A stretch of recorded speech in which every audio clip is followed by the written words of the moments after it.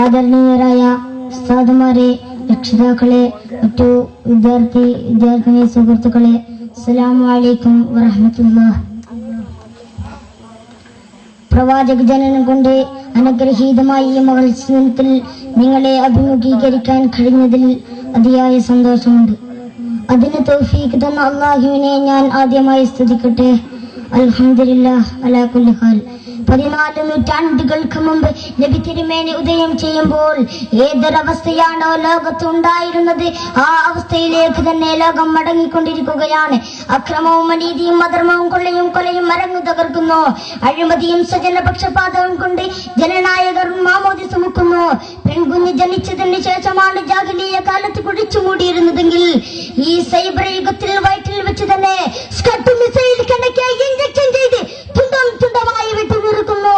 ഒരു വേള പ്രസവിച്ചാൽ പോലും പെറ്റതള്ള തന്നെ ആ ചോരപ്പൈതലിനെ പ്ലാസ്റ്റിക് കവറിലാക്കി കുപ്പത്തൊട്ടിയിലേക്ക് വലിച്ചെറിയുന്നതും ജീവനോടെ കുടിച്ചുമൂടുന്നതും ഈ കൊച്ചു കേരളത്തിലെ ദൃശ്യശ്രാവ്യ പത്രമാധ്യമങ്ങളിലൂടെ നാം ഇന്നും കണ്ടുകൊണ്ടിരിക്കുന്നു.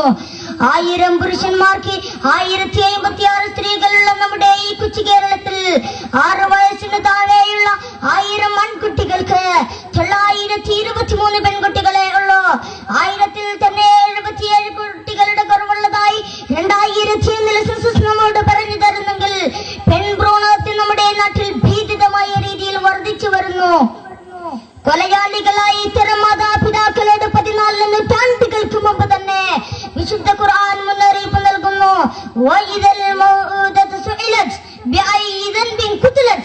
ഈ രീതിയിൽ കൊല ചെയ്യപ്പെടുന്ന പിഞ്ചോമന മക്കൾ അല്ലാഹുവിന്റെ മുമ്പിൽ വെച്ച് മാതാപിതാക്കളുടെ കുഞ്ഞിനെ പിടിച്ച് ചോദിക്കും, ഏത് പാപത്തിന്റെ പേരിലാണ് ഞങ്ങൾ കൊല ചെയ്യപ്പെട്ടത് എന്ന്. അതിന് വ്യക്തമായ മറുപടി നൽകേണ്ടി വരുമെന്ന് ഓർക്കുക.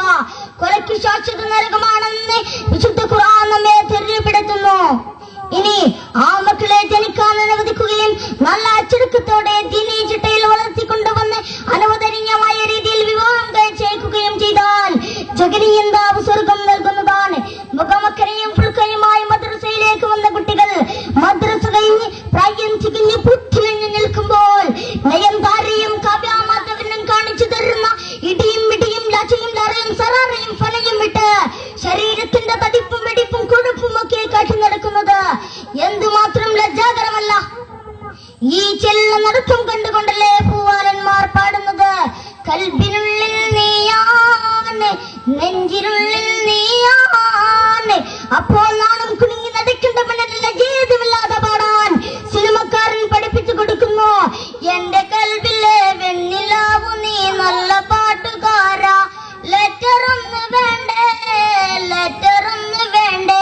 ഈ രീതിയിൽ തരം താന്ന മുസ്ലിം സമൂഹം സിനിമാ നടിമാരെ തിട്ടമടിച്ച് മാപ്പിളപ്പാട്ടി എന്ന ഓമന പേരിൽ ഇറക്കുന്ന തെറിപ്പാട്ടിന്റെ സീറ്റുകൾ വാങ്ങി അണ്ണാക്ക് തൊടാതെ വിടുങ്ങുന്ന മന്ദബുദ്ധി കുസ്മാറ്റങ്ങളായി മാറിയിരിക്കുന്നു. ഇതൊക്കെ പറഞ്ഞുകൊടുത്ത് മക്കളെ നേർവഴിയിലേക്ക് നയിക്കേണ്ട ഉമ്മമാരാകട്ടെ ടൈറ്റ് ഫിറ്റ് പർദ്ദ ധരിച്ച് ടൈലറിന്റെ കടുത്തിലെ മീറ്റർ ടാപ്പ് പോലെ ഒരു ശാളും ചുറ്റി കടുത്തിലെ ചെവിടിയും നെക്ലേസും തലയും തലമുടിയും ഒക്കെ കാണിച്ച് ലജ്ജാവതി ചമഞ്ഞു നടക്കുന്നു.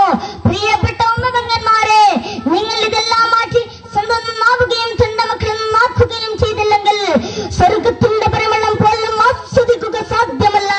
മഗ്‌രിബിന് ശേഷം നൂറുൽ ഈമാനും അലൈഹിസ്സലാത്തും കഞ്ചില്ലർഷും മോദിയിരുന്ന ഉമ്മമാരാകട്ടെ അതെല്ലാം വലിച്ചെറിഞ്ഞ് ചിങ്ങലിഞ്ഞ് ദുർഗന്ധം വമിക്കുന്ന സീരിയലുകൾക്ക് മുമ്പിൽ ചടഞ്ഞിരിക്കുന്നു. തസ്ബീഹ് മാല കയ്യിൽ പിടിച്ച് നടക്കേണ്ടവർ റിമോട്ട് കയ്യിലേന്തി കല്ലുകൾ മാറ്റുന്നതിന് പകരം ചാനലുകൾ മാറ്റുന്നു. ഓ സമൂഹമേ, നിങ്ങൾ ഇതെല്ലാം മാറ്റി പ്രവാചകൻ പഠിപ്പിച്ചു തന്ന ജീവിത രീതിയിലേക്ക് തന്നെ മടങ്ങുക. ഓരോ നിമിഷവും മരണം നമ്മിലേക്ക് അടിവിച്ചടിവിച്ച് വരുന്നുണ്ട് എന്ന് നാം ഓർക്കുക. ഓരോ രക്ഷിതാവും സ്വന്തം കുടുംബത്തെ ശുദ്ധീകരിക്കുക. നിങ്ങൾ ഓരോരുത്തരും ഭരണകർത്താക്കളാണ്. നിങ്ങളുടെ ഭരണകർത്തവ്യ നിർവഹണത്തെ കുറിച്ച് ചോദ്യം ചെയ്യപ്പെടുമെന്ന ബോധം നിങ്ങൾക്കുണ്ടാകട്ടെ. അതാകട്ടെ ഈ നവദിനത്തിന്റെ നമ്മുടെ സന്ദേശം. ഇത്രയും പറഞ്ഞുകൊണ്ട് ഞാൻ നിർത്തുന്നു. നിങ്ങളെല്ലാവരും എനിക്ക് വേണ്ടി ദുആ ചെയ്യുക. നിങ്ങൾക്കെല്ലാവർക്കും എന്റെ മീലാദാശംസകൾ. അൽഹംദുലില്ലാഹി റബ്ബിൽ ആലമീൻ. അസ്സലാമു